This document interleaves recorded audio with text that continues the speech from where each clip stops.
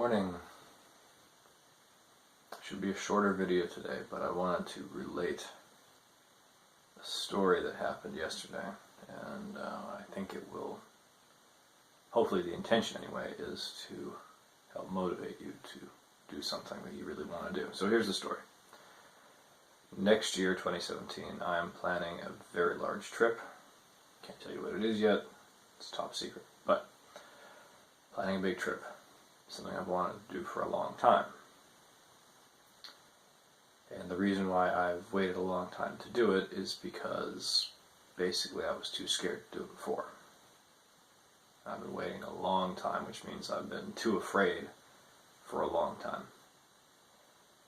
And yesterday I was talking to a friend of mine at work, and she was saying that she has a friend at work, so a friend of a friend, who wants to do the same trip, basically, that I want to do.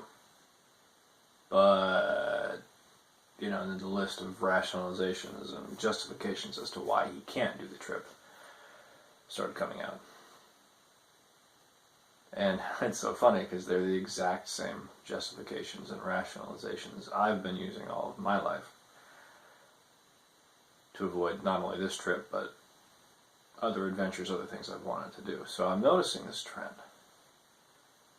And if I talked to you and we talked about your goals, I'm guessing at some point they would come out. So in this person's case, he wants to go on this trip, but he's got this expensive apartment in downtown that we signed a lease. He can't abandon it.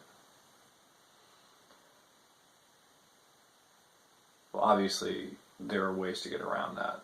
You can negotiate with your landlord to try to, if they let you sublet the apartment. If they won't let you sublet it, then you can say, okay, well, I'll tell you what, if I can find somebody to replace me in the apartment with no break in tenancy for you, the landlord, how about that? And I'm sure they'd be fine with that because they just want to get their money, right? They just want to fill the space.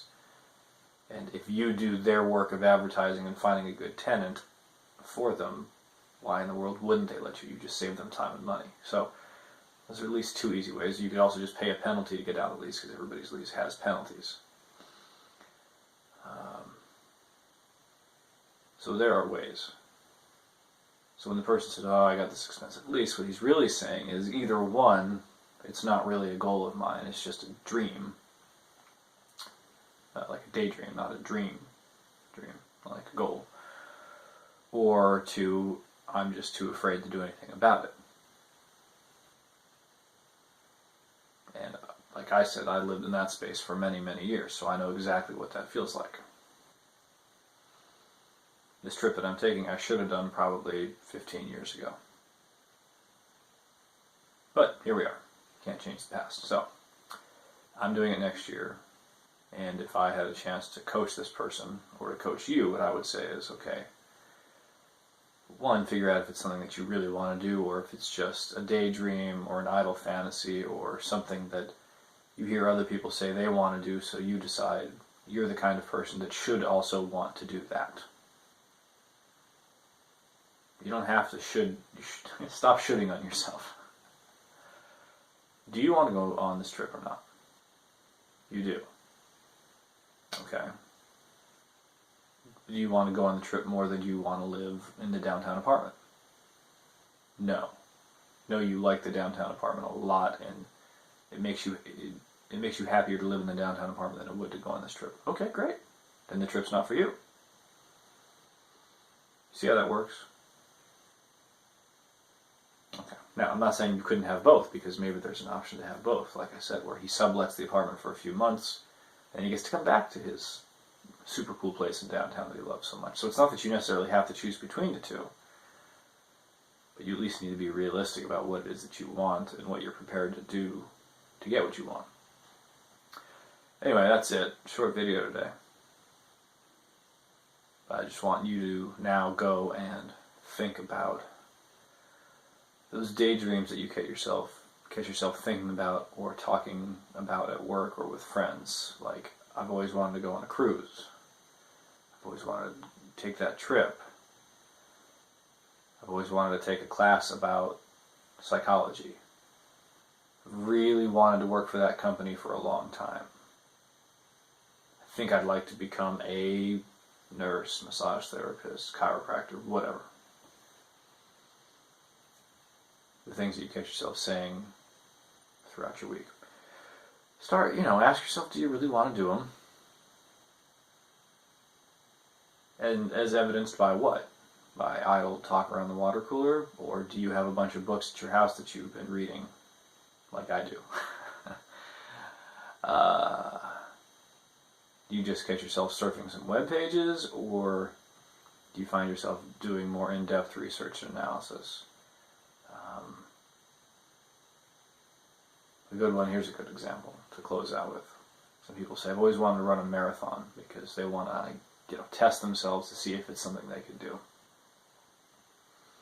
Well, do you just talk about wanting to do a marathon, or have you ever actually tried to train for a marathon?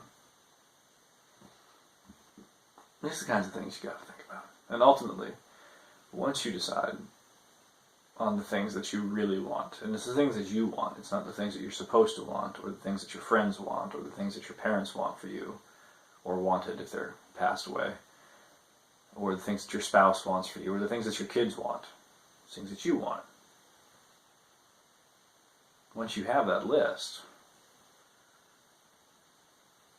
ask yourself what you're willing to sacrifice to get those things, and then just do it. Trust me, coming from somebody who has sold out to fear for a long time, it's not that I regret not doing it 15 years ago.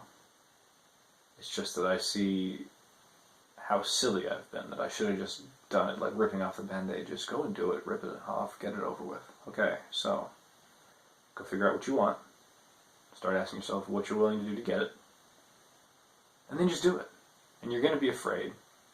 I mean, I'm still dealing with fear about the trip next year. There's all sorts of unanswered questions that will probably not be answered before I leave, because that's the way life works, is you take one step at a time. You don't get the whole show at once, which is great because you'd be bored anyway once you got that. If you knew exactly how everything was going to work out, what's the point of doing anything? Because you already know how it's going to turn out. So once you've made the decision to do it, don't expect that you're going to be making that decision in an environment or a psychological framework of complete certainty. Okay? I'm not saying that when you've decided what you really want and you've decided what you're willing to do to get it, that you're going to be in this place of deep peace and ease, and you're going to be like, yes, this is what I want, this is an easy decision. It's still going to be a scary decision. In fact, it might even be scarier, because as you're taking these steps to decide what you want and to decide what you're willing to do to get it, what you're doing is peeling back layers of the onion and removing these levels of barriers between you and what you want. Basically, you're removing your excuses and your rationalizations and your justifications. And as you remove these rationalizations and these barriers that you've set up psychologically, well, I could never do that because of X, Y, Z. Once you remove X, Y, Z, it will become more and more real, which on the one hand will be very exciting and energizing, because you're finally going to let yourself do the thing that you've always wanted to do. But on the other hand, you're going to let yourself do what you've always wanted to do, and it's sort of like letting yourself bungee jump, or skydive, or whatever. It's, oh, we're really going to do this. Oh, okay. So it's exciting, thrilling and terrifying at the same time. So do not expect to be in a position of ease or comfort. But you have to do it anyway, because it's what you want. Let yourself have what you want. It's okay. All right. You are awesome. Have a great day.